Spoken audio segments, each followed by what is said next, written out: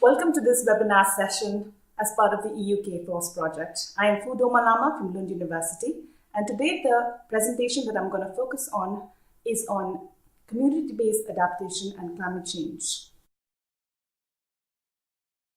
Let me first start by giving an outline of the presentation. The first topic deals with a conceptual understanding of community and participation, which are two important concepts when it comes to community-based adaptation. Then I go on to discuss specifically community-based CCA and VRR, also known as climate change adaptation and disaster risk reduction. This will be followed by a discussion on why it is required and some related characteristics. And finally, I will talk about the challenges, wrapping up with some conclusions. The concept of community has been used carelessly in scientific literature that often assumes notions of homogeneity and sameness, emotional attachment to a place, identity and culture, social networks within the community, and shared location. Although these notions are not wrong in themselves, and a community can be described as a group of people that recognizes itself or is recognized by outsiders as sharing common and forming a collective identity with shared goals, there may be many subgroups or communities within the main community itself. And in fact, certain dominant communities can be socially controlling, creating issues of access and control. In other words, inequality, exploitation, oppression, and maliciousness are woven into the fabric of relationships. Therefore, it becomes important to critically analyze the concept of community itself. The conception of community-based efforts in disaster and climate risk reduction stems from the legacy of community development approach. This was popularized as a bottom-up and participatory approach targeted at poverty reduction in the early 50s and 60s by the World Bank.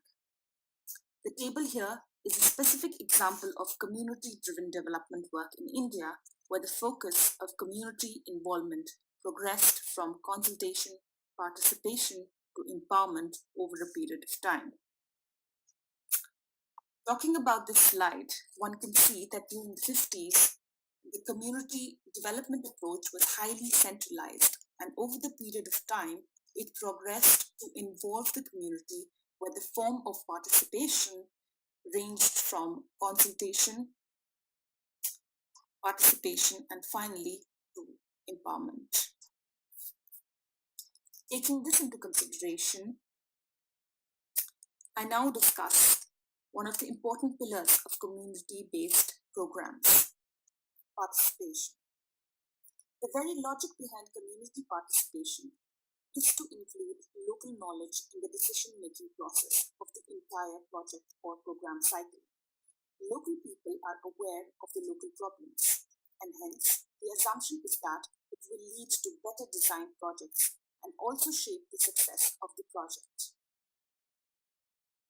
The figure here shows how community is involved in each and every stage of the project cycle, from problem identification, formulation, implementation, to monitoring and evaluation part of the project.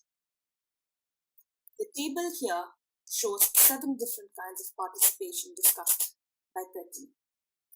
This table has been presented to show that critical literature points out that most, if not all projects lie between manipulative to functional participation. Although I must say here, efforts are being made to encourage interactive participation. This means that most efforts are to meet a predetermined objectives rather than empowerment. Thus, it becomes necessary to consider the nature of participation in community-based DRR and CCA and understand what is the nature of participation, who participates, who is allowed to participate, who creates spaces of participation, what are the conditions for participation. These critical questions become particularly pertinent when one is trying to involve community with the objective of empowering them. Now, coming specifically to the topic of community-based DRR and CCA. Community-based DRR and CCA is defined as a process that is people and development oriented, where disasters constitute a part of people's vulnerability, a process that involves community in all stages of the project cycle, and emphasis, as seen in the diagram, is on the most vulnerable groups. The diagram here is an example of community-based DRR process that covers prevention, mitigation, preparedness, emergency response and recovery, and involves community at each stage. This next figure is a community-based adaptation approach taken from Care International as an example that involves creating awareness concerning climate issues and includes future climate risks in the project cycle itself.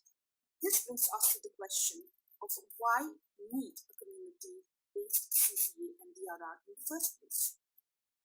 As you can see in the slide, the increasing deaths and damages associated with disasters in the past years, the increasing risk of climate extremes, and increasing evidences that impacts are not only being felt differently but also unequally are factors that have encouraged focus on community-based CCA and DRR. Next, I touch upon characteristics of community-based adaptation. One of the most important characteristics of community-based adaptation is that it operates at the local level, which could be a neighborhood, settlement, village, and among particularly communities that are vulnerable to the impacts of climate change.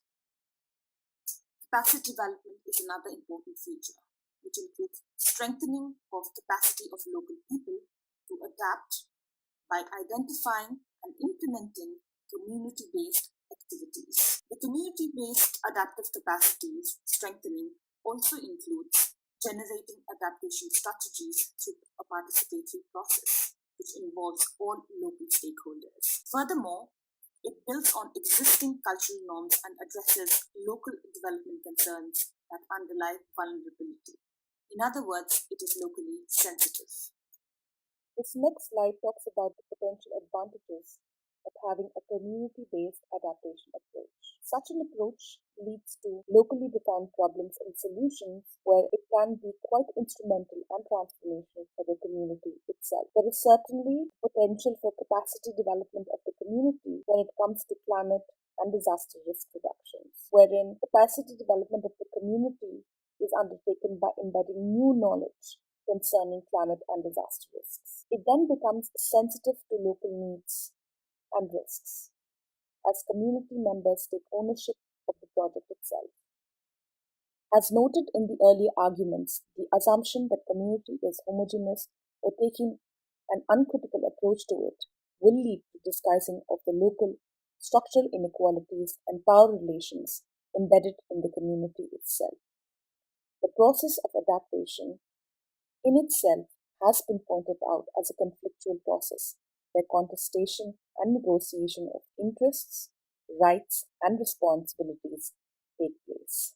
The next challenge talks about contextual sensitivity, without which facilitators could potentially be overriding existing legitimate decision-making processes, or in other words, a top-down approach.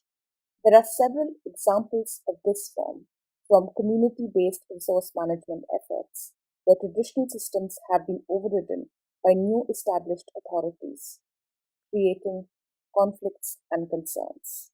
Another major challenge is the shifting of responsibilities from the agencies and the development workers onto the participating people, thus creating burden of responsibility and unpaid labor.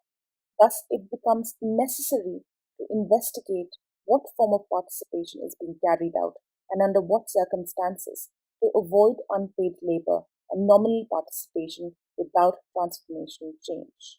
Another important challenge is assuming efforts of people deficient from the start.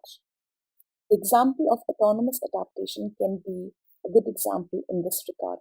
The UNFCCC divides adaptation into planned and autonomous adaptation, where planned is defined as purposeful, often associated with formal adaptation, and autonomous considered as unplanned, associated more with informal adaptation, that of community itself. It becomes important to point out here that this may not always be the case, and that the way communities have been adapting is not just to one particular change, but a complex combination of changes, which is followed by prioritizing of risks before any adaptation action is carried out, thus claiming adaptive actions of the community as inefficient and spontaneous from the start and requiring capacity building may be a misleading starting point. It also becomes essential to understand that people may not be adapting to just climate change or even wanting to do so, but rather to everyday risks. Thus, it becomes necessary to understand how climate change translates into everyday risks, particularly livelihood risks for the community.